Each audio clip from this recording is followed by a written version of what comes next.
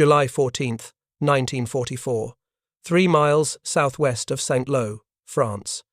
Lieutenant General Omar Bradley stood with his arms crossed, watching a Sherman tank back away from a hedgerow that had stopped American advances cold for 6 weeks.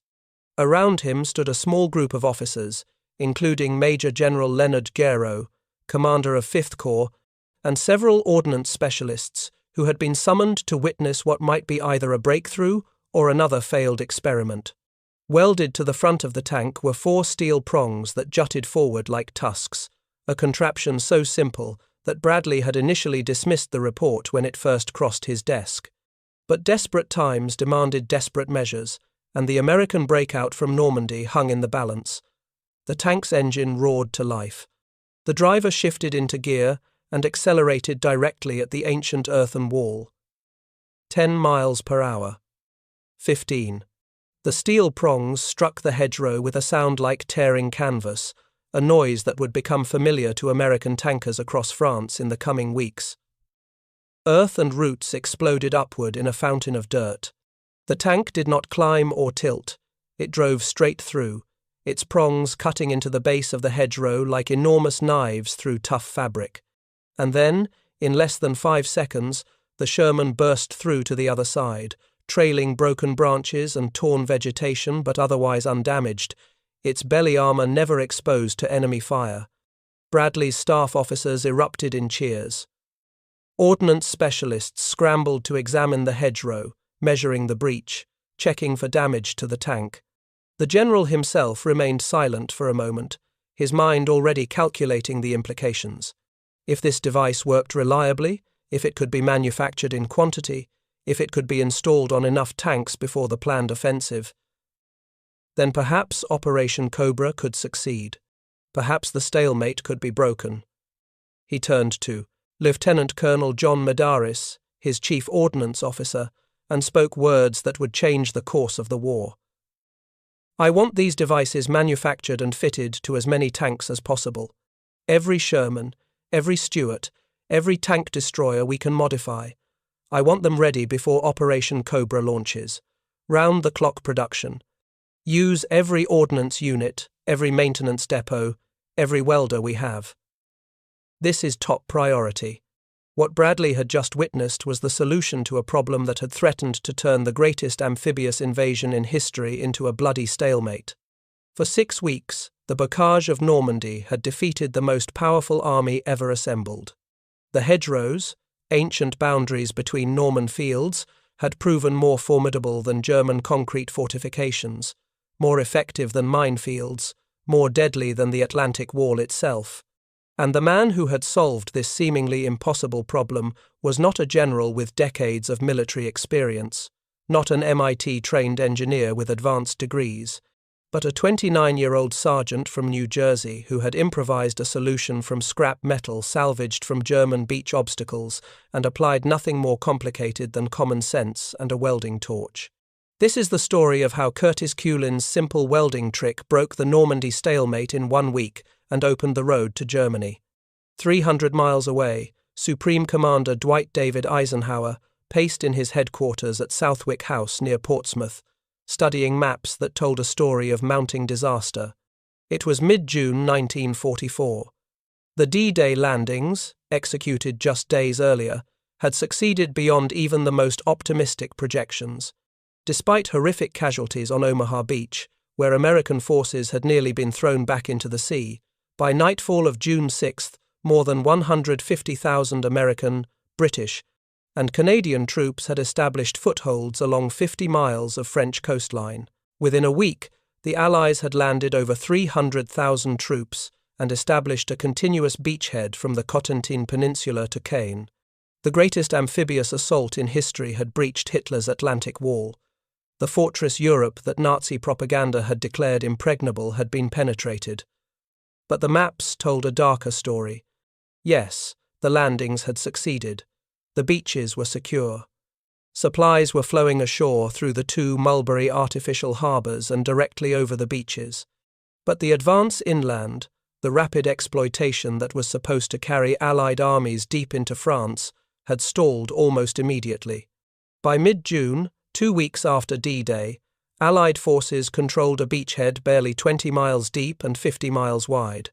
More than 1 million troops were now ashore, but they were wedged into a narrow coastal strip, unable to advance, bleeding casualties by the thousands every day, and facing the very real possibility that the entire invasion might collapse into the same kind of static trench warfare that had characterized World War I.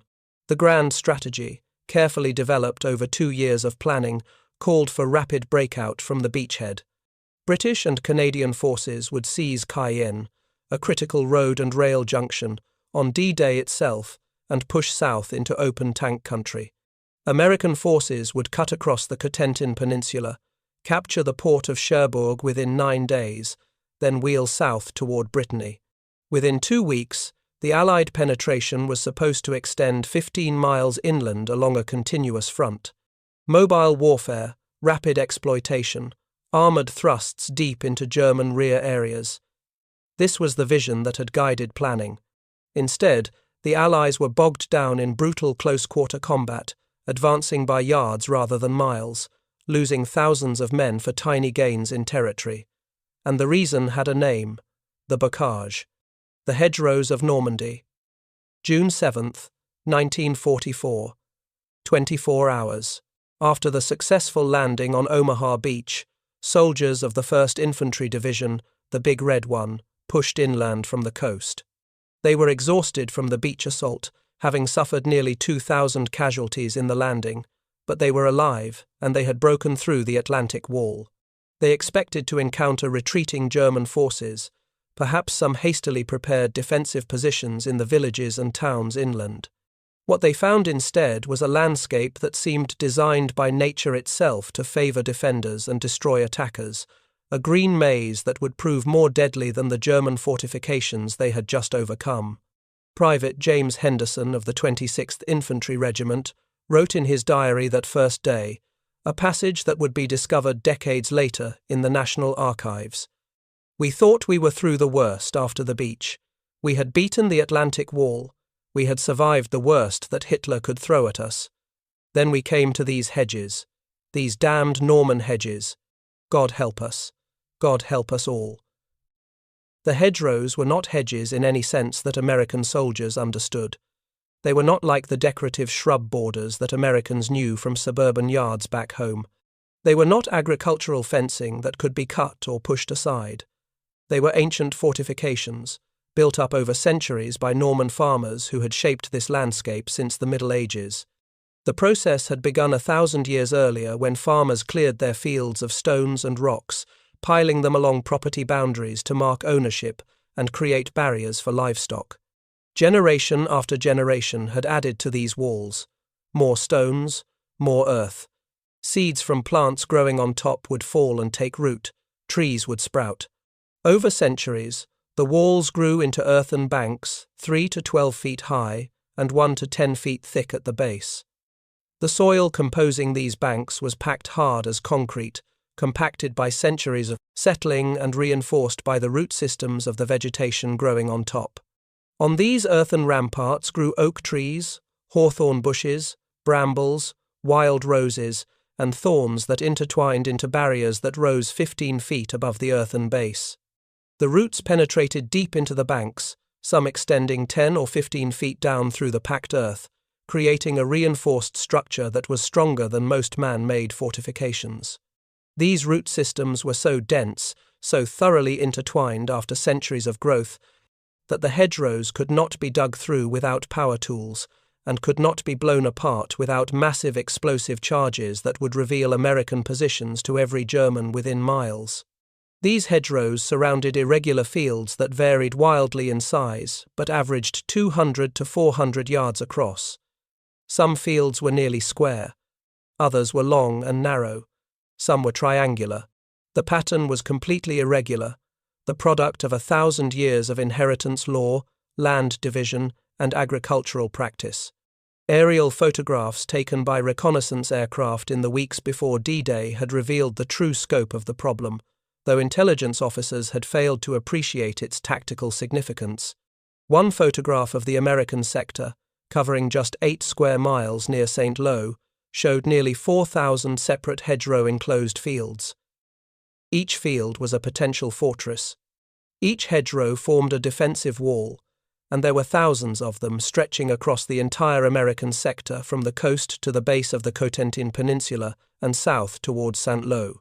For German defenders, every hedgerow was a ready-made defensive position superior to anything military engineers could construct. Machine gun teams could dig firing positions into the earthen banks, creating small apertures just large enough for the gun barrel that overlooked the open fields. These positions were invisible from more than a few yards away, protected from artillery by the earthen bank itself, immune to everything except a direct hit by a large caliber shell. The vegetation on top provided perfect concealment from aerial observation. Spotter planes flying overhead saw only an unbroken canopy of green. The thick earthen banks protected soldiers from shell fragments and small arms fire. A German soldier crouched behind a hedgerow was safer than a soldier in a concrete pillbox, because the pillbox could be identified and targeted, while the hedgerow position was invisible until it opened fire. The tactical advantages for defenders were overwhelming. A single German squad, 8 or 9 men, properly positioned behind a hedgerow with a machine gun and rifles, could cover an entire field and hold off an American company of 200 men for hours. The Germans did not need continuous defensive lines. They did not need to man every hedgerow. They simply positioned small groups throughout the bocage, creating a defense in depth where each position supported the others. When American forces attacked across a field, they faced fire not just from the hedgerow directly in front of them, but from hedgerows on their flanks, creating a crossfire that turned every field into a killing zone. American attackers faced tactical problems that were almost impossible to solve with available resources and doctrine. Infantry attempting to cross the open fields were completely exposed. There was no cover in the middle of a Norman field. No trees, no rocks, no depressions in the ground. Just open grass or crops, with German machine guns and rifles covering every square yard from positions that could not be seen until they opened fire. The Germans had already registered their weapons on likely crossing points, marking ranges, calculating angles, preparing to deliver fire the instant American troops emerged from the previous hedgerow. Making the approach to the next hedgerow was a journey through pre-targeted killing, in zones where German gunners did not need to aim. They simply fired at predetermined points and hit whatever was there. The sunken lanes that connected the fields, worn deep into the earth by centuries of cart traffic, were equally deadly. These narrow passages, some barely wide enough for a single vehicle, were obvious routes for American advance, and therefore obvious places for German ambush. The Germans would block the lanes with felled trees, rubble from destroyed carts, or simple piles of earth. Then they would position machine guns to cover the obstacles from concealed positions. American troops attempting to clear these lanes were channeled into narrow defiles, where a single machine gun could stop an entire platoon. And American tanks, the Sherman medium tanks that were supposed to be the key to mobile warfare and rapid exploitation, were neutralized completely by the bocage. The Sherman was a good tank by any reasonable standard. Its 75mm gun could destroy any German tank at normal combat ranges. It was reliable, easy to maintain, and produced in quantities that German industry could not match. American factories were building Shermans at a rate of more than 1,000 per month. But all these advantages meant nothing in the bocage, because Sherman tanks could not penetrate the hedgerows. The earthen banks were too thick, too solid, too heavily reinforced by root systems. A Sherman's 75mm gun could blow a hole in the vegetation on top, but that did not create a breach large enough for the tank to pass through. The earthen base remained intact. Tank commanders, frustrated and desperate, began attempting to breach obstacles by brute force.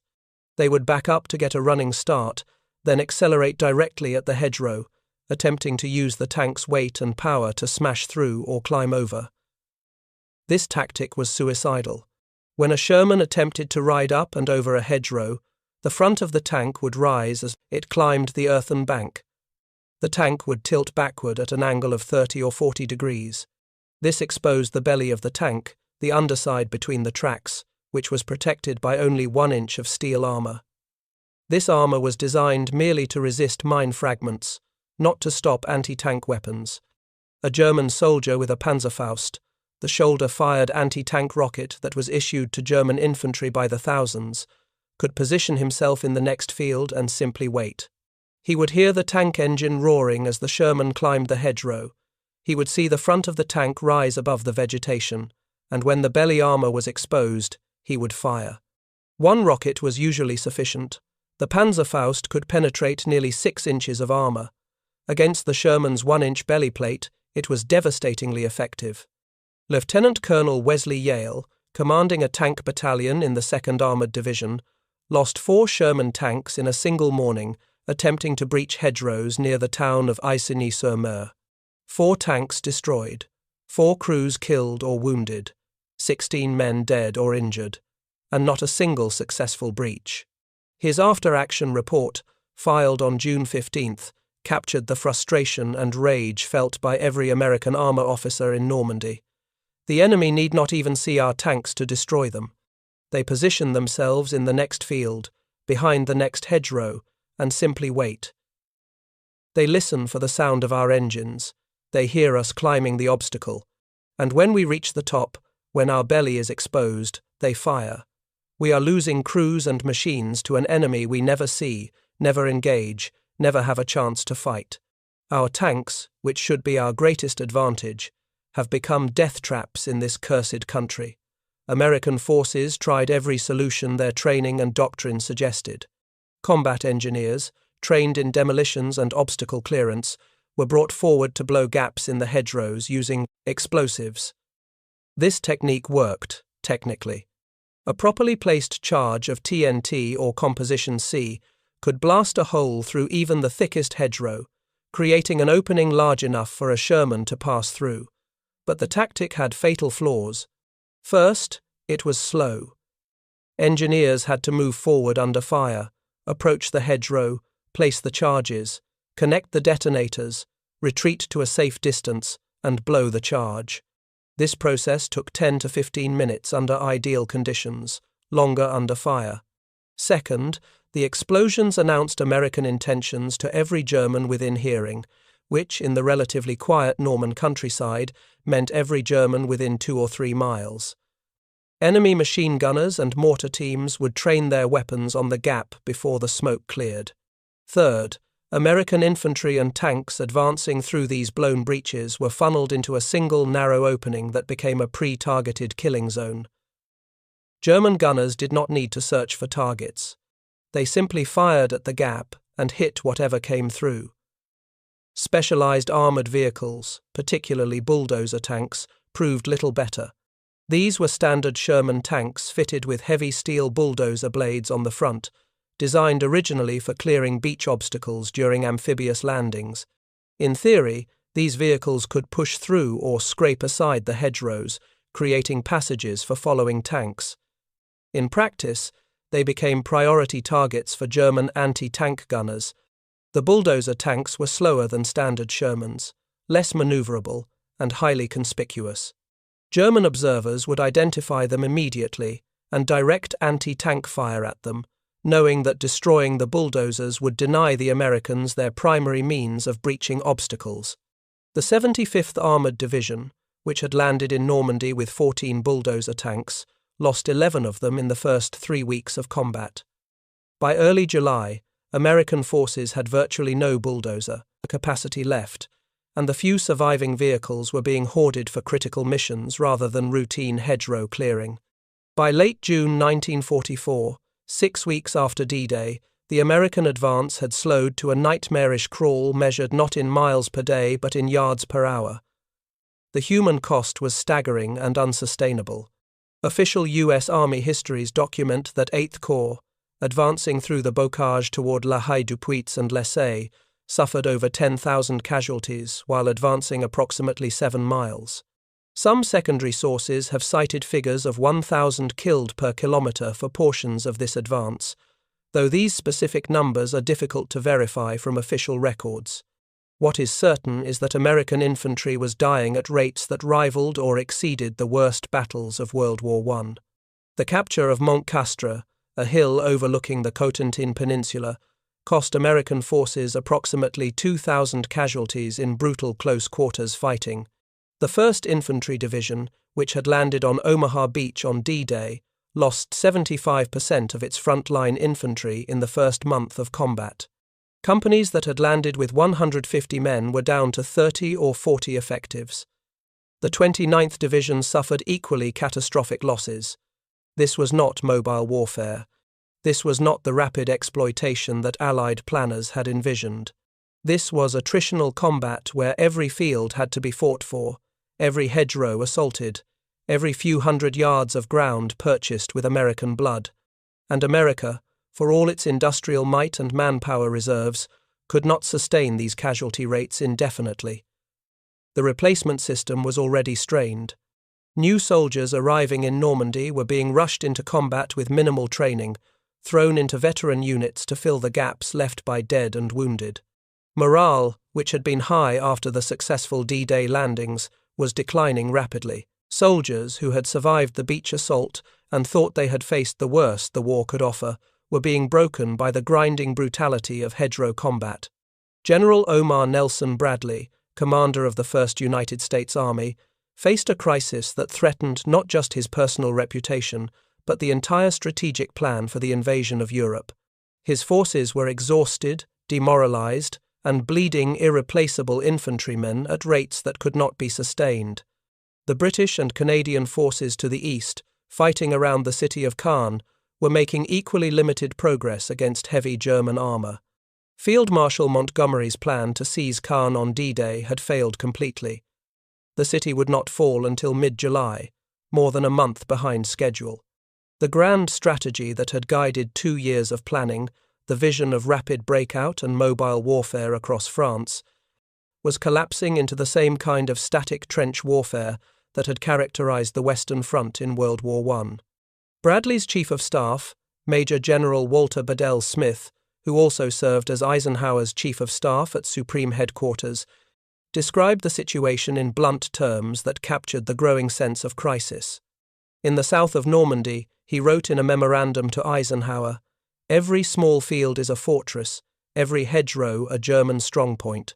We are fighting World War I again, but this time the trenches are green and growing. Our advantages in mobility, armour, and firepower are negated by terrain. The Germans are trading space for casualties, and they are winning that exchange." The German defence of Normandy was brilliant in its simplicity and effectiveness. Rather than attempting to hold a continuous front line, which would have required more troops than they had available, German commanders positioned small groups of infantry throughout the bocage, using the natural fortifications to create a defence in depth that was nearly impossible to overcome with conventional tactics. A typical German defensive position in the bocage consisted of 2 or 3 machine gun teams, a mortar crew, and a handful of riflemen, perhaps 20 to 30 soldiers total. These small units would occupy a cluster of 3 or 4 hedgerows, positioning themselves to create interlocking fields of fire and mutually supporting positions. When American forces attacked, the Germans would hold their fire until the Americans were fully committed, emerging from cover and crossing the open fields. Then they would open fire with devastating effect. German machine guns, particularly the MG-42, which was capable of firing 1,200 rounds per minute, could scythe down entire American platoons in seconds. The Americans would take cover, call for artillery support, attempt to identify the German positions. By the time American artillery rounds began falling, the Germans would have already displaced to their alternate positions in the next hedgerow, leaving the Americans to attack empty positions, while German fire came from a completely different direction. German tactics exploited every advantage the terrain offered. Machine gunners would dig their firing positions deep into the hedgerow banks, creating small tunnels or caves that provided overhead protection from artillery and complete concealment from ground observation. The opening of the firing port would be just large enough for the machine gun barrel, perhaps 6 inches in diameter, camouflaged with cut vegetation that made it invisible from more than a few feet away. A German gunner could sit in complete safety, protected from everything except a direct hit by a large caliber shell, and fire on American troops in the open field with virtually no risk to himself. German snipers used the height advantage provided by trees growing on top of the hedgerows to observe American movements and pick off officers and non-commissioned officers. The loss of small unit leaders was particularly devastating to American forces. A rifle company that lost its experienced sergeants and lieutenants in the first few days of combat would be far less effective even if it received replacement officers, because the new leaders did not know the men, did not know who could be trusted in combat, did not have the bonds of mutual trust that held units together under fire. German snipers understood this and deliberately targeted anyone who appeared to be giving orders or carrying maps and radios. The Germans camouflaged their positions with extraordinary care and discipline. They would cut fresh branches every morning to replace wilting camouflage. They would cover the track marks left by their vehicles, sometimes going so far as to try to make flattened grass stand upright again. They dug tunnels under hedgerows to create protected routes for movement between defensive positions, allowing them to displace without being exposed to American fire. Some German units dug elaborate trench systems, connecting multiple hedgerows, creating underground networks that allowed them to move entire squads from position to position without ever being visible to American observers or spotter aircraft. The psychological impact of this combat on American troops was severe and cumulative. Men who had survived the horrors of Omaha Beach, who had faced German machine guns and artillery during the landing, who thought they had endured the worst combat imaginable, found the bocage even more terrifying. On the beach, at least the enemy was visible. You could see the German bunkers. You could identify targets. You knew where the fire was coming from. In the hedgerows, death came unseen from positions that could not be located until they opened fire. Every field was a potential killing ground. Every advance across open ground was a journey into terror, waiting for the moment when German machine guns would open fire and cut you down before you could react. Captain Joseph Ewing, serving with the 175th Infantry Regiment of the 29th Division, described the approach to St. Lo in terms that captured the suffocating claustrophobia of hedgerow combat. He later wrote, "After the war, we advanced through a vast maze of natural fortifications miles in depth. Every hedgerow was a possible enemy position. Every field crossing was potentially fatal. We could not see more than one field ahead. We had no way of knowing where the Germans were until they opened fire. The tension, the constant awareness that at any moment machine gun fire might erupt from invisible positions, wore men down faster than actual combat. Veterans became hollow-eyed and shaking. New replacements broke under the strain within days. Into this desperate situation, where the entire Normandy campaign teetered on the edge of failure, where American casualties mounted by the thousands and no solution seemed possible, came an ordinary soldier with an extraordinary idea. Curtis Grubb Coolin III was 29 years old in the summer of 1944, a sergeant serving with the 102nd Cavalry Reconnaissance Squadron, which was part of the 102nd Cavalry Group operating under the command of 5th Corps. He was nobody special in the vast hierarchy of the American Army. He held no advanced degrees. He had no engineering training. His background was utterly ordinary, the kind of American biography that was repeated millions of times across the armed forces. Coolin was from Cranford, New Jersey, a small town about 15 miles west of New York City. His father worked as a salesman for a liquor distributor. Curtis had attended local public schools, graduating from Cleveland High School in Cranford in 1935. He had worked before the war as a sales promotion assistant for Schenley Industries, the same liquor company that employed his father. When the war came, he had enlisted in the New Jersey National Guard and been mobilized with his unit. He was trained as a tanker and driver. He knew how to maintain and operate a Sherman tank. He knew how to fight in armored combat, but he had no special technical expertise that would suggest he was about to solve a problem that had baffled the best minds in the American military establishment.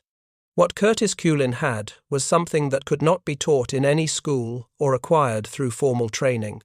He had practical American ingenuity, the kind of problem-solving ability that came from growing up during the Great Depression when money was scarce and you learned to fix things yourself, to make do with whatever materials were available, to improvise solutions rather than waiting for someone else to solve your problems. This was a particularly American trait, born of a culture that valued individual initiative and practical results over formal credentials and theoretical knowledge. It was the same spirit that had driven American inventors and innovators for generations, from Benjamin Franklin experimenting with electricity to the Wright brothers building an airplane in a bicycle shop. In early July 1944, during a brief respite from combat operations, soldiers from Coulin's unit gathered in an informal group to discuss the hedgerow problem. This was not an official meeting or planning session. It was just soldiers talking, sharing frustrations, venting anger about their situation. Tank crews, infantry, and officers all contributed to the conversation. They talked about friends who had been killed or wounded. They talked about tanks that had been destroyed attempting to breach hedgerows. They shared ideas, most of them impractical or impossible, about how to solve the problem. At some point in this discussion, a soldier from Tennessee made a suggestion that sounded to most of the group like a joke, or perhaps the ramblings of a man driven half-mad by combat stress.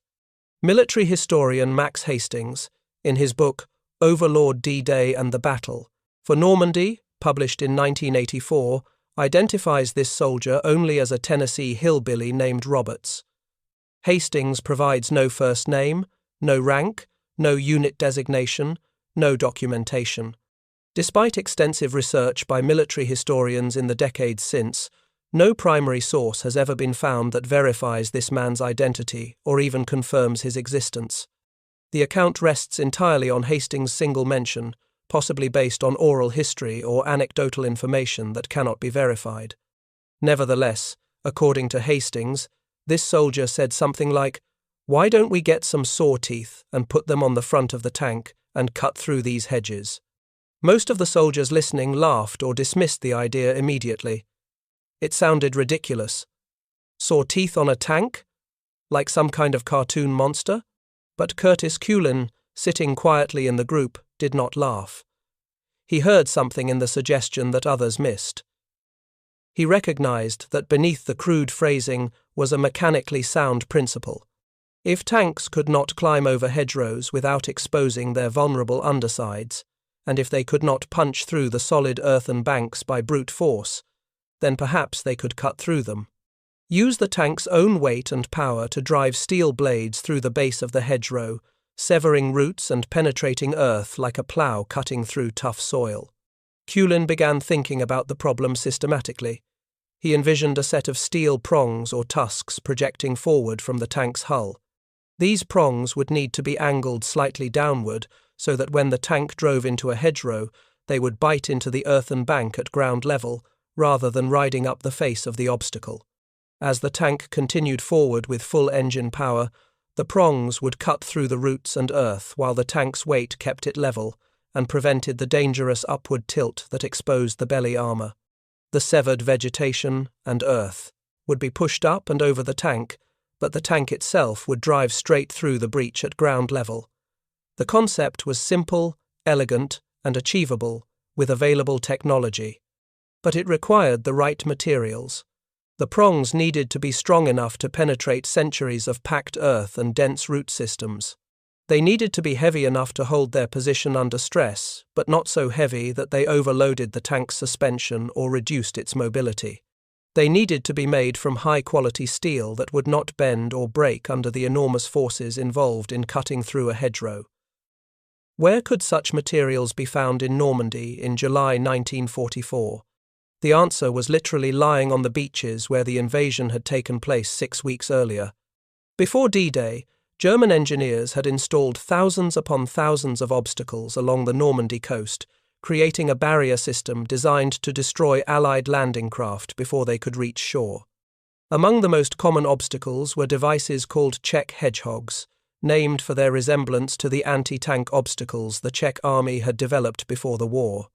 Each hedgehog was constructed from 3 steel I-beams, industrial-grade structural steel, about 6 feet long, welded together at angles to form a six-pointed obstacle that looked somewhat like a giant jack from a children's game. These hedgehogs were supposed to rip open the hulls of landing craft or provide anchor points for mines. In the event, the invasion had bypassed or destroyed most of them. Thousands of Czech hedgehogs now lay scattered along the invasion beaches, having failed to stop the Allied assault. They had been pushed aside by the landing forces, blown up by combat engineers, or simply bypassed. The steel beams, still intact and of excellent quality, were being collected in salvage yards behind the beaches, waiting to be shipped back to England for recycling.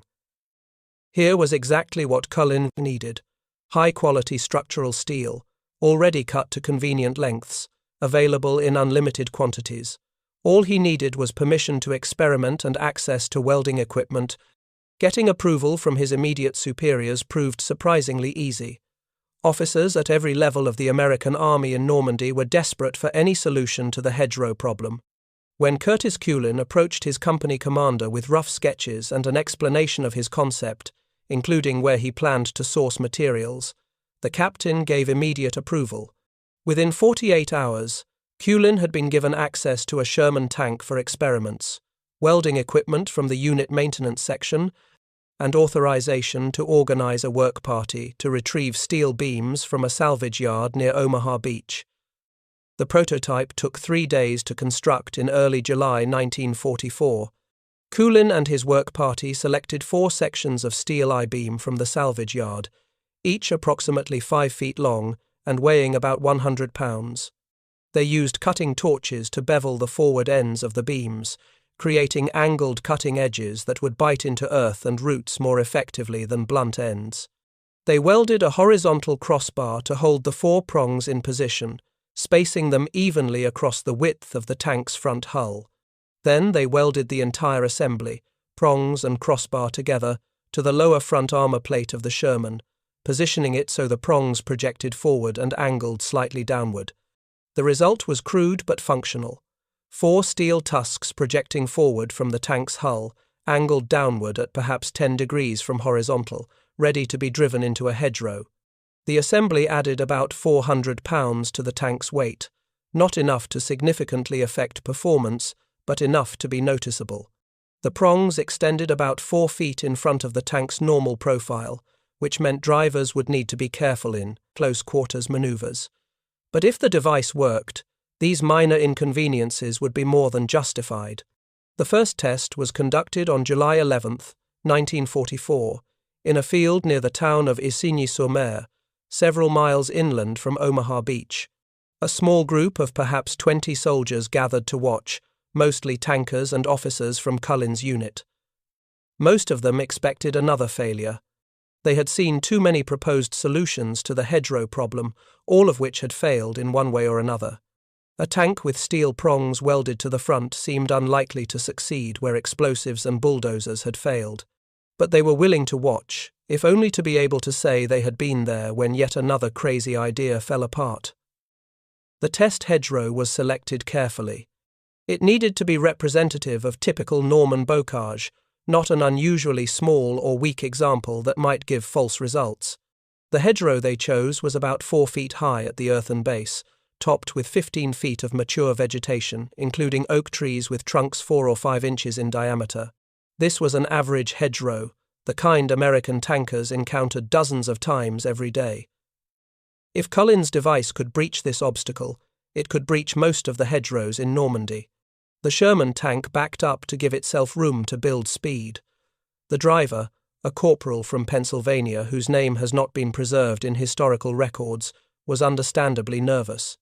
If the device failed, if the tank bellied up on the hedgerow as so many tanks had before, he and his crew might be the next casualties of the bocage. But he trusted Sergeant Cullen, who had explained the theory carefully and seemed confident it would work. The driver shifted into gear, advanced the throttle, and aimed directly at the hedgerow. 5 miles per hour, 8, 10. The tank hit the hedgerow with the prongs leading. There was a sound like heavy canvas tearing, a deep ripping noise as steel cut through earth and roots. The prongs bit into the earthen bank and penetrated deep. For a moment it seemed the tank might stall, might be stopped by the resistance of the obstacle. Then the engine roar increased. The driver gave it full throttle. The tank's treads gripped the ground and pushed forward. Earth fountained up and over the tank's hull, blown upward by the force of the breach. Branches snapped. Tree trunks splintered. Vegetation showered down on the turret and rear deck. And then, less than 5 seconds after impact, the Sherman burst through to the other side of the hedgerow, trailing broken branches and torn roots, but otherwise completely undamaged. The tank had not climbed the obstacle. It had cut through at ground level, exactly as Kulin had predicted. The watching soldiers erupted in cheers and shouts. Some of them were crying, not from sadness but from relief and hope. For 6 weeks they had watched friends die in futile attempts to breach these obstacles. For 6 weeks they had felt helpless against terrain that seemed unconquerable. Now, suddenly, impossibly, a simple device made from scrap metal had solved the problem. The tankers surrounded Kulin, shaking his hand, pounding his back, thanking him with a fervour that embarrassed the modest sergeant. Officers who had witnessed the test were already calculating implications. If this worked once, it could work again. If one tank could be modified, all tanks could be modified. If the device was as simple and quick to manufacture as it appeared, then perhaps the entire American armor force could be equipped before the planned offensive. But a single successful test, however dramatic, was not enough to transform the course of a military campaign. The device needed to prove itself in repeated trials under various conditions. More tests were conducted over the next 2 days. Different hedgerows, different angles of approach, different speeds. Every test succeeded. The device worked reliably, predictably, safely. Tank crews quickly learned the optimal technique. Approach at 10 to 12 miles per hour. Aim directly at the hedgerow, not at an angle. Give full throttle at impact. The tank would shudder as the prongs bit into earth, but it would drive straight through without climbing or exposing its belly.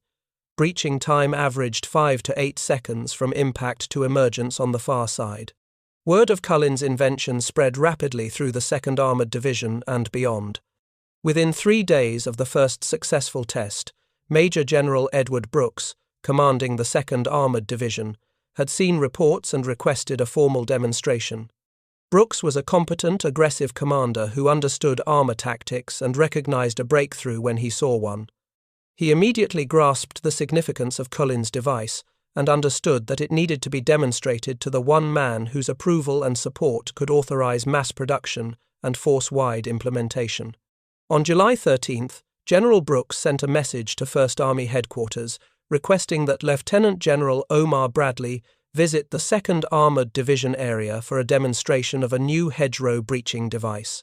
Bradley, buried under reports and complaints about the stalled offensive, was initially skeptical. He had seen proposed solutions before, all of which had failed. But Brooks insisted this was different, and Bradley trusted his division commanders. He agreed to visit the following day, July 14, 1944. The demonstration that opened this narrative. Bradley arrived with his entourage, including Major General Leonard Gero of 5th Corps and several ordnance specialists. 2 tanks had been prepared for demonstration, a light M5A1 Stuart tank and a medium Sherman, both equipped with Cullen's device. The hedgerow selected for the demonstration was carefully chosen to be representative of typical bocage terrain. 5-foot earthen bank topped, with thick brush and mature trees, the kind of obstacle that had stopped American advances for 6 weeks. Bradley and his officers took up positions where they could observe clearly without being in danger if something went wrong. The light tank performed first, backing up to gain speed, then accelerating directly at the hedgerow. The impact, the sound of tearing earth and breaking roots, the fountain of dirt exploding upward, and then the tank bursting through in less than 5 seconds. Before anyone could react, the Sherman demonstrated the same capability with even more dramatic effect. Its greater weight and power drove through the obstacle like it was soft clay, rather than centuries-old earthen wall reinforced with tree roots. Bradley stood silent for a moment, his mind racing through implications. 6 weeks of stalemate, Thousands of casualties, an offensive about to be launched that might fail if tanks could not maneuver through the bocage. And here, demonstrated twice in the space of 2 minutes, was the solution. Simple.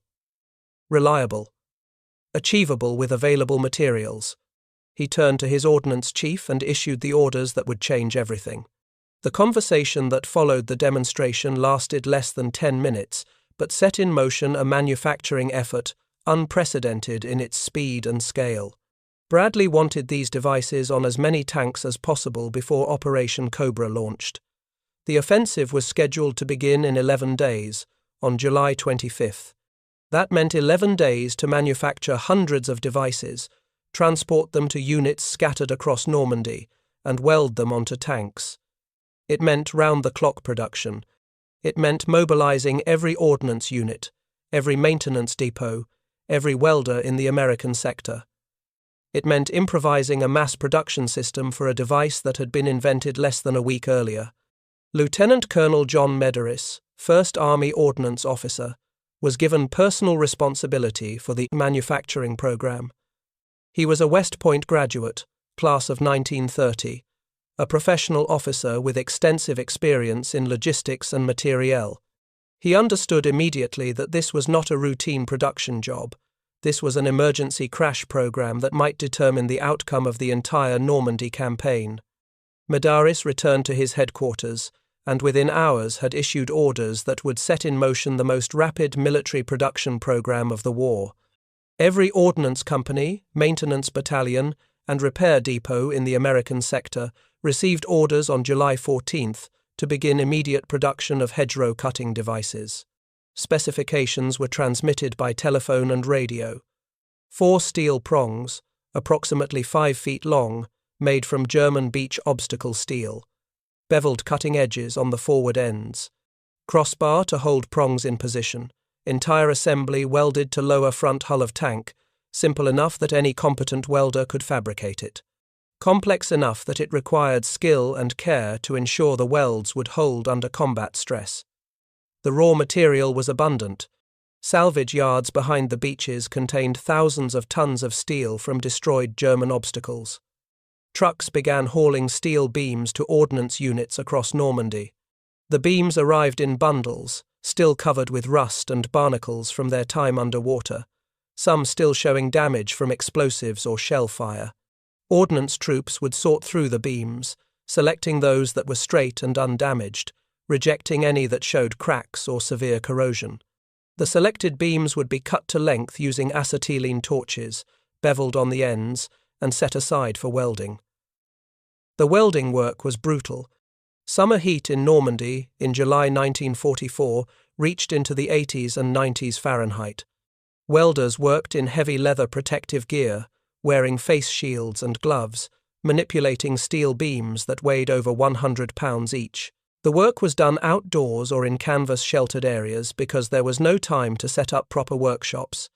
Each device required multiple hours of welding.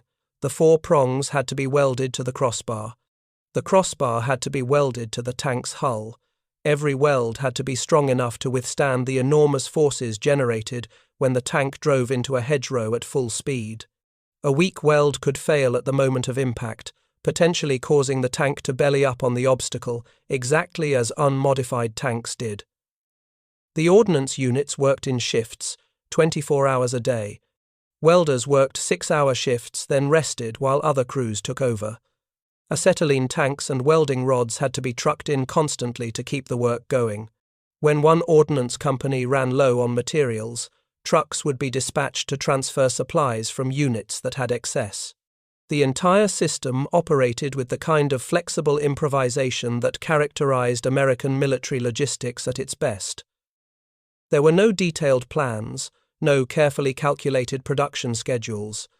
There was only the urgent need to produce as many devices as possible before Operation Cobra launched. Tank crews from combat units would drive their vehicles to the nearest ordnance facility, wait while the device was fabricated and installed, then drive back to their units. Some crews waited 6 or 8 hours. Others waited overnight. But they waited because they knew the device might save their lives. Tankers who had lost friends to Panzerfaust fire when tanks bellied up on hedgerows understood that Kulin's device could prevent those deaths. They were willing to wait as long as necessary to get their tanks modified. The modified tanks began appearing in combat units in mid-July. At first, there were just a handful per battalion. Crews with modified tanks would volunteer for the most dangerous missions, testing the devices under actual combat conditions. The reports that came back were uniformly positive. The devices worked exactly as demonstrated. Tanks could breach hedgerows in seconds without exposing their vulnerable undersides. Tank commanders could choose their own routes through the bocage rather than being forced to follow roads or search for gaps that might be covered by German fire. The tactical flexibility was transformative. By July 20th, 5 days before Operation Cobra was scheduled to begin, approximately 300 tanks in First Army had been fitted with Kulin's device. This represented about 15% of American armor in the theater. It was not enough. Bradley wanted more. Medaris pushed production harder. More ordnance units were diverted from other tasks. More welders were pulled from maintenance work and set to manufacturing hedgerow cutters. The pace became frantic, desperate, driven by the knowledge that Operation Cobra was approaching, and every tank without a device was a tank that might be stopped by the bocage. By July 24th, the day before Operation Cobra launched, approximately 500 devices had been manufactured and installed on American tanks. This represented nearly 60% of the Sherman medium tanks, Stuart light tanks, and M10 tank destroyers that would participate in the offensive. It was not 100%. There had not been enough time, but it was enough. Enough to give American armor the mobility it needed, enough to restore tactical flexibility, enough to break the stalemate. The tanks themselves looked fearsome with their new equipment. The 4 steel prongs projecting from each hull gave the Shermans an aggressive, almost predatory appearance. Soldiers began calling them rhino tanks, drawing the obvious comparison to the horned animals of Africa. Others called them rhinoceros tanks. The names stuck. Within days, everyone in the American army knew what a rhino tank was. The British forces, observing the American modification and recognizing its value, quickly developed their own version. British ordnance units called their devices prongs and began manufacturing them from German beach obstacles, just as the Americans had done. By August, British prongs were being fitted to Sherman tanks in the British sector, though British production never reached the scale of the American effort. The Germans, encountering rhino tanks in combat for the first time during Operation Cobra, had no official designation for them. German after-action reports and prisoner interrogations refer to them variously as American hedgerow tanks, tanks with steel horns, or simply the modified Shermans. What is clear from German accounts is that the appearance of these devices was a nasty surprise. German defensive tactics in the bocage had relied heavily on the assumption that American tanks could not maneuver effectively through hedgerow country. When that assumption proved false, German defenses collapsed far more rapidly than they might have otherwise. The final days before Operation Cobra were filled with feverish preparation. Infantry units rehearsed assault techniques. Artillery officers registered their guns on pre-planned targets. Air Force liaison officers coordinated with ground units to ensure close air support would be available. And throughout the American sector, hundreds of Sherman tanks with newly welded steel prongs conducted final tests, training crews in the techniques of hedgerow breaching, ensuring that when the offensive began, armor could exploit any breakthrough achieved by infantry and air power. July 25, 1944, 0940 hours. The sky over Normandy filled with the sound of approaching aircraft. More than 1,500 B-17 Flying Fortress and B-24 Liberator heavy bombers, flying in formations so large they darkened the sky, approached their targets in a rectangular area northwest of St. Lo. The bombers had taken off from bases in England hours earlier, climbing to altitude over the English Channel, forming up into their massive formations, then flying south across the invasion beaches toward their assigned target zones. The target area for the carpet bombing was a rectangle approximately 5 miles long and 1.5 miles wide between the towns of Montreuil and Hebe-Crevon. This was the sector held by German forces directly in the path of the planned American offensive. The bombing was intended to obliterate German defenses, destroy command and control networks, kill or stun German soldiers, and create chaos that would allow American ground forces to penetrate deep into German rear areas before effective resistance could be organized. The bombardment began at exactly 0940. The first bomber wings released their loads from altitude. High explosive bombs and fragmentation bombs fell in a deadly rain. The effect on the ground was apocalyptic. Bombs weighing 500 pounds, 1,000 pounds, even 2,000 pounds, detonated in rapid succession.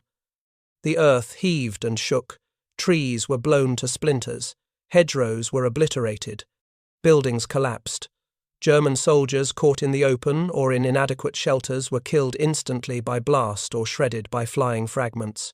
Those who survived the initial explosions were left stunned, deafened, unable to think or function. The bombing continued for nearly 1 hour. Wave after wave of heavy bombers passed over the target area, each plane releasing its bombs, then turning for the flight back to England. Following the heavy bombers came approximately 1,000 medium bombers and fighter bombers, carrying incendiary bombs and additional high explosives. By the time the last aircraft departed, approximately 3,300 tons of high explosive bombs and 60,000 incendiary bombs had been dropped on the target area. The bombardment covered 12 square kilometers with approximately 5,000 bombs per square kilometer. The landscape was transformed into a Peregrine 25 moonscape of overlapping craters, splintered trees, and burning debris.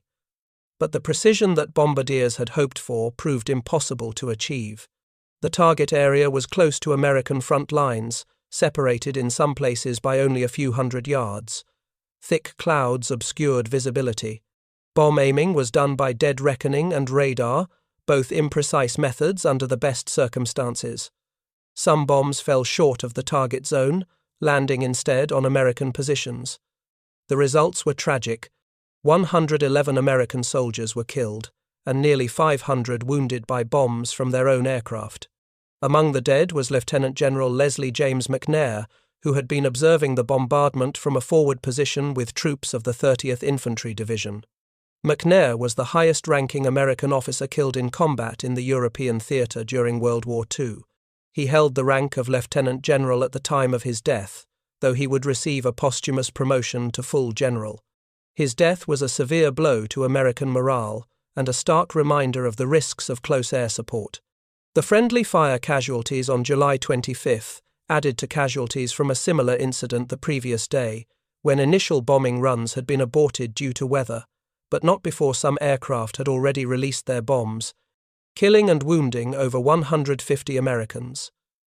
The total friendly fire casualties from the Operation Cobra bombardment exceeded 800 killed and wounded. Despite these tragic losses, the bombardment achieved its primary objective. German defences in the target area were effectively destroyed. The Panzer Lehr Division, one of the elite German armoured formations defending the sector, was reduced to a remnant of its former strength. Its commander, General Fritz Bayerlein, later described the scene in terms that captured the sheer, overwhelming violence of the bombardment. I observed a pall of dust with fountains of earth spewing high in the air. My front lines looked like a landscape on the moon, and at least 70% of my troops were out of action, dead, wounded, crazed, or numb. Approximately 1,000 German soldiers were killed in the bombardment. Dozens of command posts were destroyed, obliterating the command and control network that coordinated German defences. Communications were cut. Telephone lines were severed by explosions. Radio antennas were knocked down. Officers attempting to give orders found themselves unable to communicate with subordinate units. Survivors of the bombardment emerged from their shelters stunned, deafened, many of them suffering from concussion and shock. German defensive positions that had withstood weeks of American attacks were obliterated in less than an hour. Into this chaos, American ground forces advanced. The 7th Corps, commanded by Major General J. Lawton Collins, formed the main thrust of Operation Cobra. Collins was one of the most aggressive and competent corps commanders in the American Army, a man who understood the importance of maintaining momentum and exploiting success. His nickname was Lightning Joe, earned during fighting in the Pacific, and it reflected his tactical philosophy of speed and violence of action. 3 infantry divisions formed the assault force for 7th Corps, the 4th Infantry Division on the right flank, the 9th Infantry Division in the center, the 30th Infantry Division on the left. These divisions had been fighting in Normandy since D-Day. They were experienced, battle-hardened, and grimly determined. Their mission was to attack south from positions near Saint-Lô, penetrate German defences shattered by the bombardment, and open a corridor through which American armour could exploit. Behind the infantry divisions waited 2 armoured divisions. The 2nd Armoured Division, the Hell on Wheels Division, was commanded by Major General Edward Brooks. The 3rd Armoured Division, the Spearhead Division, was commanded by Major General Leroy Watson. These divisions contained the bulk of American armour that would participate in Operation Cobra, and a substantial portion of their Sherman tanks, approximately 60%, were now equipped with Curtis Culin's hedgerow cutting devices. The infantry assault began in the early afternoon of July 25th, several hours after the bombing ended. American troops advanced through the devastated landscape, moving cautiously at first, expecting German resistance to materialize at any moment. But the resistance was disorganized and weak. German soldiers who had survived the bombardment were in no condition to mount effective defense. Many were still stunned, sitting in bomb craters, unable to comprehend what had happened. Others attempted to resist, but found their weapons buried under rubble or their ammunition expended. Command and control had broken down completely. German officers attempting to organize defense found themselves unable to communicate with higher headquarters or coordinate with adjacent units. The initial advance on July 25th penetrated approximately 1 mile beyond the start line. This was slower than hoped, evidence that even the massive bombardment had not completely eliminated German resistance. Hedgerows, even when damaged by bombing, still provided some defensive value. American infantry still had to clear German positions, field by field, in brutal close-quarters combat. But the resistance was not the organized, coordinated defense that had stopped previous American attacks. This was the fighting of scattered survivors, individual acts of courage or desperation rather than systematic defense in depth. Major General Collins, monitoring the advance from his forward command post, recognized something that others might have missed. The German resistance, though still deadly, was not coherent. There was no defensive plan being executed, no coordinated counterattacks, no systematic attempt to establish new defensive positions. The German command structure had been destroyed by the bombardment. Units were fighting in isolation, without support, without direction. The German front line was not bending under American pressure. It was breaking. Late in the afternoon of July 25th, Collins made the bold decision that would transform Operation Cobra from a limited offensive into a breakthrough that changed the entire Normandy campaign. He ordered his 2 armoured divisions to begin their exploitation immediately, ahead of the original schedule. The plan had called for infantry to open a wide corridor before armour advanced. But Collins saw that waiting might allow the Germans time to recover, to establish new defensive positions, to bring up reinforcements. He decided to commit his armour while the Germans were still reeling from the bombardment, gambling that American tanks could exploit the chaos before German defences could solidify. The armoured exploitation began at dawn on July 26th. Combat Command A of the 2nd Armoured Division, led by Brigadier General Maurice Rose, drove south from the Saint-Lô area, with orders to advance as far and as fast as possible. Rose was an aggressive commander who understood armoured warfare and knew how to exploit success. His column consisted of Sherman tanks, tank destroyers, armoured infantry in half-tracks, and self-propelled artillery. And crucially, the majority of his tanks were equipped with Culin's hedgerow cutting devices. For the first time since D-Day, American armor operated with true mobility and freedom of maneuver in the Norman bocage. The Rhino tanks crashed through hedgerow after hedgerow, choosing their own routes, avoiding German strongpoints, exploiting gaps in the disintegrated German defense. Tank commanders no longer needed to follow roads where German anti-tank guns might be positioned. They no longer needed to search for gaps in hedgerows that might be covered by German fire. They simply drove cross-country, breaching obstacles at will, maintaining momentum, preventing Germans from establishing new defensive positions. The psychological impact on German forces was catastrophic. For 6 weeks, German defenders had relied on the bocage as their primary defensive advantage. They had used the hedgerows to channel American attacks into predetermined killing zones. They had positioned anti-tank weapons to cover the few routes through which American armor could advance. Now, suddenly, impossibly, American tanks were appearing from unexpected directions, breaking through hedgerows that Germans had assumed were impassable barriers.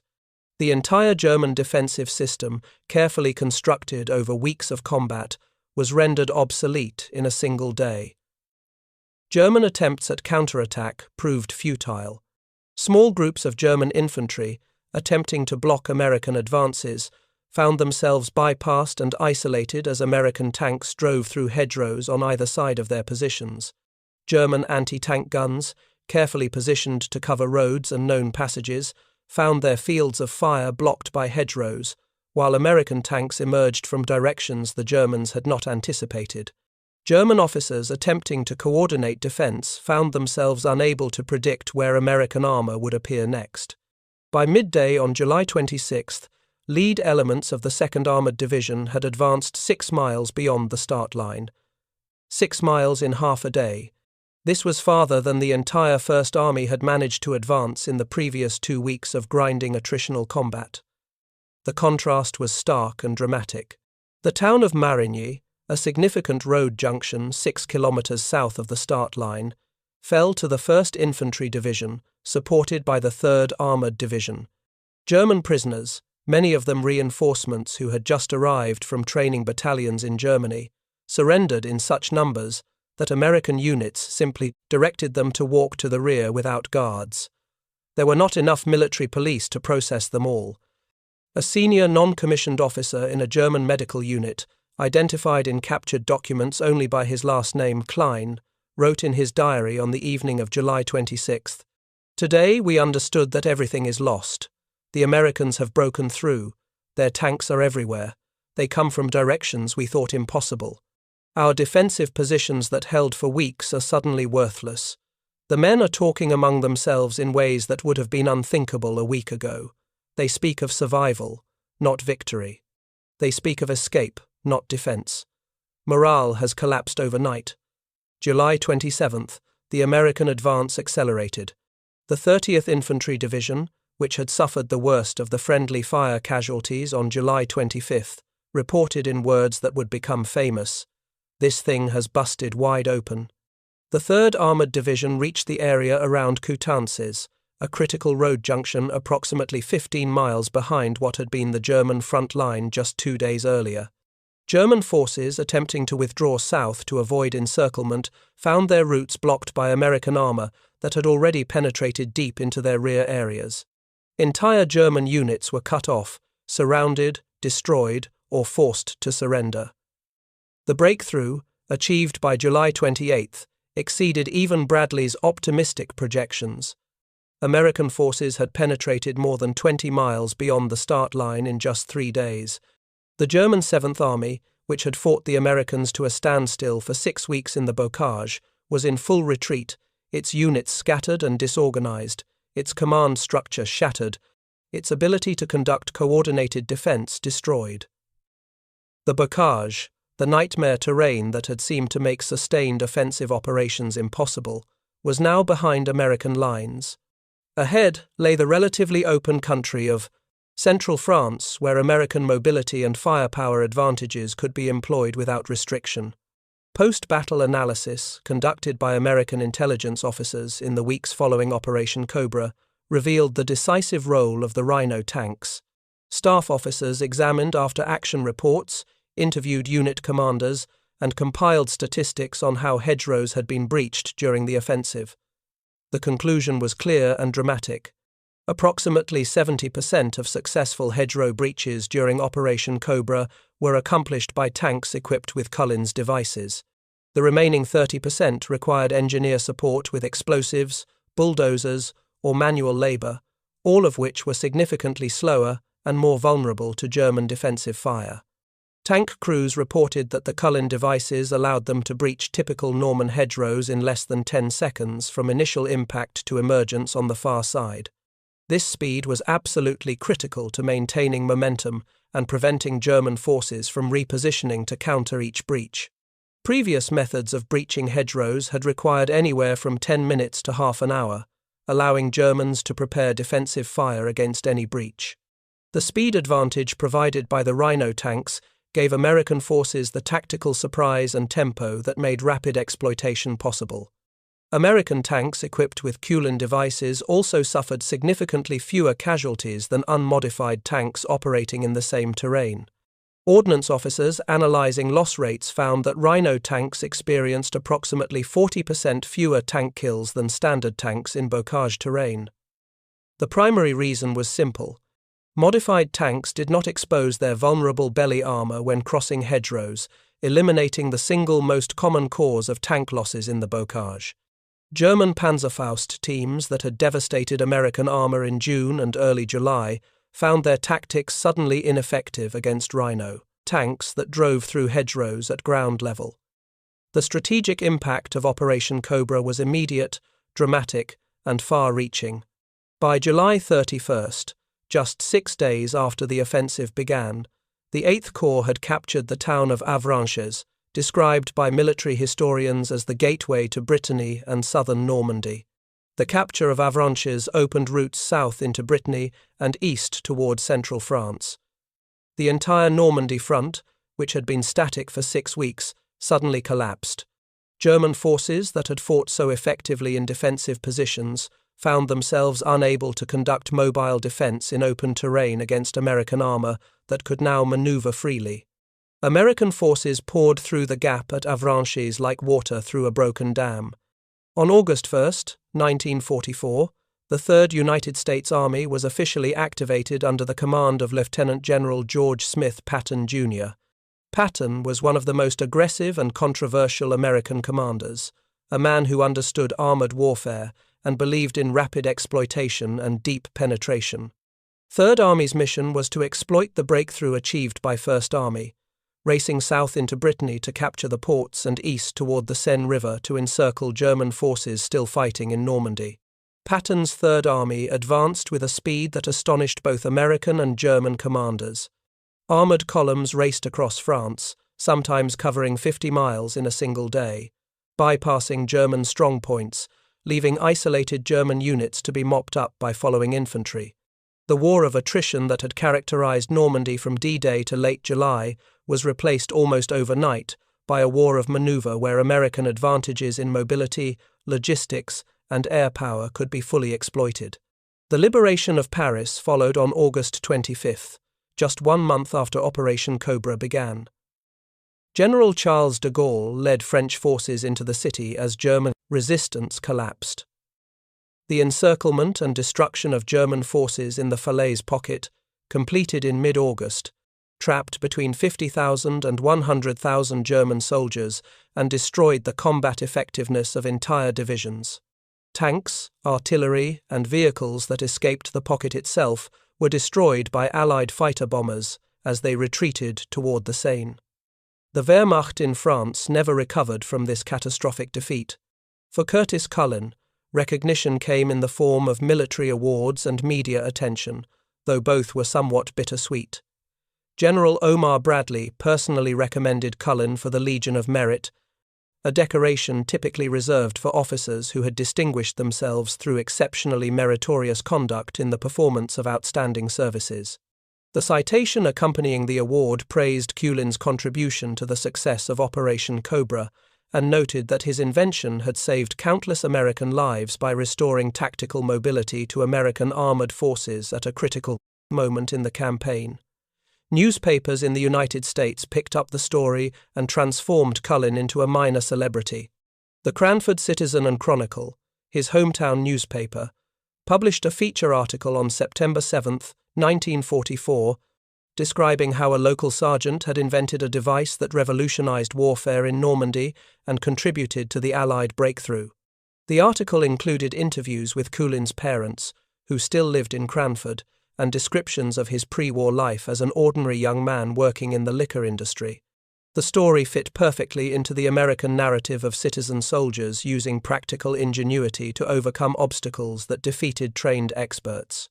But Curtis Cullen himself, demonstrating the modesty that characterized him throughout his life, refused to take full credit for the invention.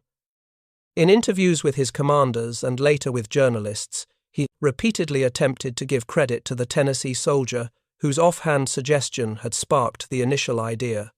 Cullen insisted that this man, whoever he was, deserved recognition for the concept, even though Cullen had been the one to develop the actual working device, build the prototype, test it, and demonstrate it to Bradley. This attempt at sharing credit, though honorable, was largely forgotten in the publicity surrounding the invention and Cullen's rising fame. The Tennessee soldier, identified by historian Max Hastings only as Roberts from Tennessee, vanished from the historical record. Despite extensive research by military historians in the decades since, no primary source documentation has ever been found that verifies this man's identity, rank, or unit. The entire account rests on Hastings's single mention in his book, possibly based on oral history or anecdotal information that cannot be independently confirmed. The man may have existed with a different name, or the account may be a conflation of multiple conversations, or Hastings may have been working from imperfect memory or second-hand sources. The mystery remains unsolved. 4 months after his moment of triumph at the July 14th demonstration, Curtis Cullen's war ended in Germany's Hurtgen Forest. November 1944. The 102nd Cavalry Group, along with numerous other American units, fought in the Hurtgen Forest, a heavily wooded area along the German-Belgian border southeast of Aachen. The Battle of Hurtgen Forest was one of the longest and most brutal battles fought by American forces in Europe, a grinding attritional struggle in terrain that resembled the bocage in its difficulty, but with the added horrors of winter weather and fanatical German resistance on their own soil. During combat operations on November 2, 1944, Sergeant Curtis Cullen was moving through the forest when he stepped on a German anti-personnel mine. The explosion shattered his left leg. He fell, and in falling detonated a second mine that severely wounded his right thigh. He was evacuated under fire by his comrades, transported to a field hospital, then evacuated through the medical chain to rear area facilities in Belgium and eventually England. Surgeons saved his life, but could not save his leg. The shattered limb was amputated. His combat service was over. Curtis Cullen returned to the United States in 1945 for continued recovery and rehabilitation. He married Bernice Enright in 1945 in Cranford, though the marriage would later end in divorce in the early 1950s. He settled in New York City and, like millions of other veterans, returned to civilian life and attempted to build a normal existence after years of war. He took a job as a salesman for Schenley Industries, the same liquor distributor that had employed his father for years and for which Curtis himself had worked before the war. He raised a family. He lived quietly. He rarely spoke about his wartime experiences or his contribution to the Allied victory in France.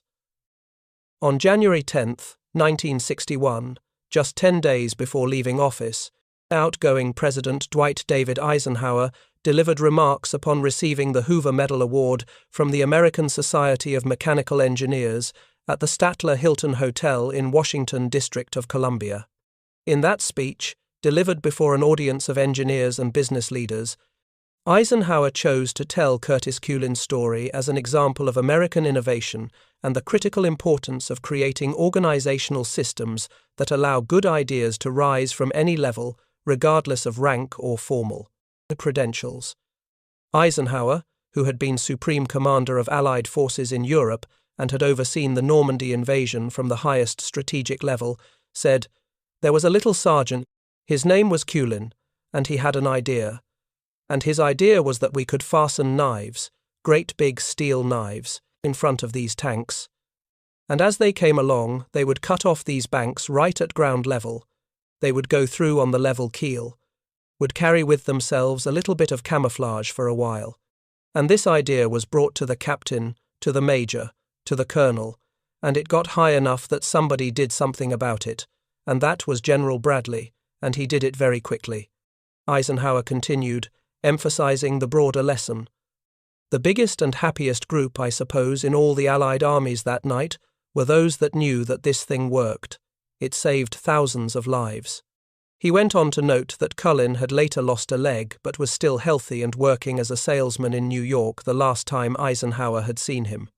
The speech was Eisenhower's way of emphasizing that good ideas can come from anywhere in an organization, that leaders must create systems that allow innovation from the bottom up, and that sometimes the most important contributions come not from generals or experts, but from ordinary people who see problems clearly and solve them practically. Curtis Grubb Cullen III died on November 20th, 1963, in Greenwich Village, Manhattan, New York. He was 48 years old. The causes of death are not specified in available historical records. He was buried with military honors in Fairview Cemetery in Westfield, New Jersey, near his hometown of Cranford. He was laid to rest as a veteran of the 102nd Cavalry Group, recipient of the Legion of Merit, Purple Heart, and other decorations. The man whose improvised invention had broken the Normandy stalemate and contributed decisively to the Allied victory in France. A memorial plaque was later placed on a boulder outside the Cranford Municipal Building in New Jersey, commemorating his service and his contribution to the Allied victory. The Culin hedgerow cutter remained in use by American armored forces throughout the remainder of the war in Europe, though its importance and utility diminished as Allied forces left the bocage of Normandy and entered the more open terrain of central and eastern France. The devices were not removed from tanks after leaving Normandy. Many Rhino-equipped tanks fought in the liberation of Paris, the race across France, and even the winter campaigns in Germany. But the hedgerows that had made the device necessary were unique to Normandy, and in other theatres the steel prongs were more of an inconvenience than an advantage. The British forces in Normandy, observing the American Rhino tanks and recognizing their value, quickly developed their own version of the hedgerow cutting device. British ordnance units called their version prongs and began manufacturing them in mid-July from German beach obstacles, using exactly the same source material that the Americans had discovered. By August 1944, British factories had manufactured 600 Mark I prongs, which were shipped to Normandy and fitted to Sherman 5 tanks in British and Canadian units. Production continued through the autumn with 1,000 Mark II prongs and 500 Mark III prongs manufactured for use on various tank types, including Sherman's, M10 tank destroyers, and Cromwell tanks. Even some Churchill tanks, which were not generally considered to need hedgerow cutters due to their different hull design, were fitted with prongs. The story of Curtis Cullen and the hedgerow cutter has become an enduring part of American military tradition and is regularly taught at service academies, staff colleges, and professional military education courses as a case study in battlefield innovation and organizational flexibility. The story illustrates several lessons that remain relevant to military operations decades later. First, it demonstrates the critical importance of creating organizational cultures that encourage innovation at all levels of the command structure. Curtis Culin was a sergeant, an enlisted man, not an officer or a trained engineer. Yet his immediate superiors were willing to listen to his idea, provide resources for testing, and forward the successful demonstration to higher command levels. This willingness to take ideas seriously regardless of their source was characteristic of the American military at its best. Second, the story illustrates the value of practical ingenuity and hands-on problem-solving over formal training and theoretical knowledge in dealing with unexpected challenges. The bocage was a tactical problem that had not been anticipated by Allied intelligence or planning staffs. No doctrine existed for fighting in this type of terrain. No equipment had been developed specifically for bocage operations. The training exercises conducted in England before D-Day had focused almost entirely on beach assault techniques and had given virtually no attention to operations in the interior of Normandy. The solution to the hedgerow problem came not from high-level planning or from research and development laboratories, but from a soldier on the ground who looked at the problem, thought about available materials, and figured out a practical solution. Third, the story demonstrates the critical importance of rapid implementation once a promising solution has been identified. Bradley's decision to authorize immediate mass production of the Cullen device, mobilizing every ordnance unit in the American sector for round-the-clock manufacturing, transformed a single sergeant's improvisation into a force-wide capability in less than 2 weeks. This speed of implementation was possible only because American military logistics and industrial capacity were flexible enough to support rapid improvisation. In a more rigid military system, the device might have been evaluated, tested by engineering boards, sent to factories in the United States for mass production, and finally issued to units months later, long after the critical moment had passed. The hedgerow problem itself has become a subject of extensive study in military education as an example of how even excellent intelligence can fail to identify critical tactical challenges. Allied intelligence officers had excellent aerial photography of Normandy taken in the weeks and months before D-Day. These photographs clearly showed the hedgerow landscape with its thousands of enclosed fields. British and American photo interpreters could count the hedgerows and measure their dimensions. But apparently no one in the intelligence chain or in the planning staffs thought to ask how tanks would maneuver through this terrain or what effect these ancient field boundaries might have on tactical operations. This failure of imagination, the inability to translate intelligence data into tactical implications, nearly caused the Normandy invasion to bog down into prolonged stalemate.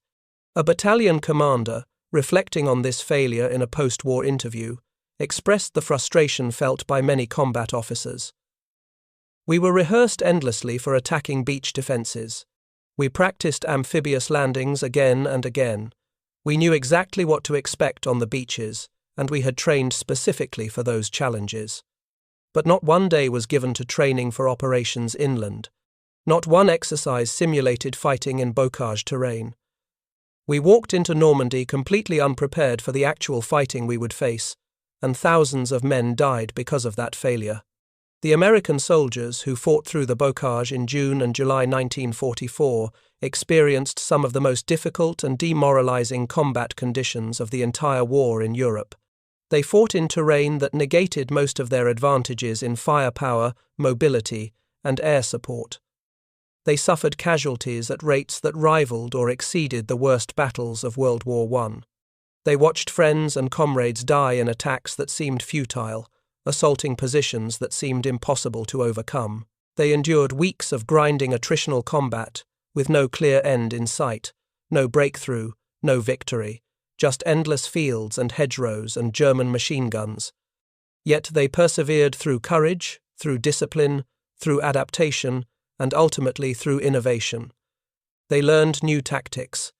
They adapted to conditions their training had not prepared them for. And when one of their own invented a solution to the central tactical problem they faced, they embraced it eagerly and used it to break the stalemate that had defeated them for 6 weeks. The breakout from Normandy in late July and August 1944 transformed the entire war in Western Europe. From late July through the end of 1944, Allied forces advanced from the Norman coast all the way to the German border, liberating France, Belgium, Luxembourg, and parts of the Netherlands. German forces, which had fought the Allies to a standstill in the bocage, never recovered from the catastrophic defeats at Falaise and during the subsequent retreat across France. The Wehrmacht's combat power in the West was effectively destroyed. Entire divisions ceased to exist. Equipment that had taken years to produce was abandoned or destroyed. The road to Germany lay open. The final collapse of Nazi Germany in May 1945 was the result of relentless pressure from multiple directions. Soviet forces advancing from the east having driven the Germans back from Stalingrad and Moscow all the way to Berlin. Allied strategic bombers destroying German industry from the air, crippling the Nazi war economy, and Anglo-American armies driving into Germany from the west, having crossed the Rhine and penetrated deep into the German heartland. But the Western Allied advance, which contributed decisively to Germany's final defeat, began with the breakout from Normandy. And that breakout began when a sergeant from New Jersey figured out how to cut through a hedgerow using scrap steel and common sense. The story of Curtis Culin is ultimately a story about what happens when ordinary people confront extraordinary challenges and refuse to accept that problems are unsolvable. It is about organizational cultures that value results over credentials and are willing to listen to ideas from any source. It is about the practical American tradition of hands-on problem solving, the belief that any problem can be solved if you think about it clearly enough and are willing to improvise with available materials. It is about the decisive impact that individual initiative can have on the course of history when that initiative is supported by leaders who recognize good ideas and act on them quickly. The steel prongs that Curtis Culin welded to the front of a Sherman tank in July 1944 broke more than hedgerows. They broke a stalemate that had threatened to turn the greatest amphibious invasion in history into a bloody failure. They broke German confidence in their defensive strategy and their belief that the bocage made them invincible. They broke open the road from Normandy to Paris, from Paris to the Rhine, from the Rhine to Berlin. They broke the last German hope of preventing Allied victory in the West. On that July afternoon, when Omar Bradley watched a Sherman tank crash through a hedgerow that had stopped American advances for 6 weeks, he witnessed a turning point as significant as any major battle. The solution was, as Bradley himself later wrote, absurdly simple. So simple that it had baffled an entire army for more than 5 weeks. But simplicity does not diminish importance. Often the best solutions are simple. Often the most effective weapons are not the most sophisticated but merely the ones that solve the immediate problem. Sometimes a sergeant with a welding torch and an open mind accomplishes what generals and engineers with all their training and resources cannot. The Rhino tanks rolled through France in the summer and autumn of 1944, their steel prongs cutting through obstacles that had seemed impassable, restoring mobility to American armor, enabling the rapid exploitation that carried Allied armies from Normandy to Germany. They were crude devices, improvised from scrap metal by desperate men fighting a war that had to be won. They added nothing to the firepower of the tanks they equipped. They required no advanced technology, no exotic materials, no sophisticated manufacturing. They were simply steel prongs welded to the front of tanks. But they worked. And in war, that is all that matters. In war, the weapon that solves the problem is the best weapon, regardless of how simple or sophisticated it might be. Curtis Culin never sought glory or fame for his invention. He tried repeatedly to share credit with the man whose casual suggestion had sparked his thinking, though that man's identity remains lost to history. He returned to civilian life after the war and lived quietly, working as a salesman, raising a family, rarely speaking of his wartime service or his role in one of the most important innovations of World War II. But history remembers him. Military historians remember him. The tankers who used his device and survived battles they might otherwise have lost remember him. And the story of his innovation continues to be told to new generations of soldiers and officers as an example of what individual initiative and practical problem-solving can achieve. The greatest weapons are not always the most powerful or the most advanced. Sometimes they are simply the ones that solve the problem at hand, created by ordinary people with extraordinary insight, tested under the most demanding conditions possible, and implemented with the speed and determination that only nations fighting for survival can muster. The story of the Rhino tanks and the sergeant who invented them stands as enduring testament to the power of innovation, the importance of organizational flexibility, and the decisive impact that individual initiative can have when leaders are wise enough to recognize good ideas and bold enough to act on them immediately. Curtis Culin's simple welding trick broke the Normandy stalemate, changed the course of World War II, and helped free a continent from tyranny. That is a legacy that deserves to be remembered.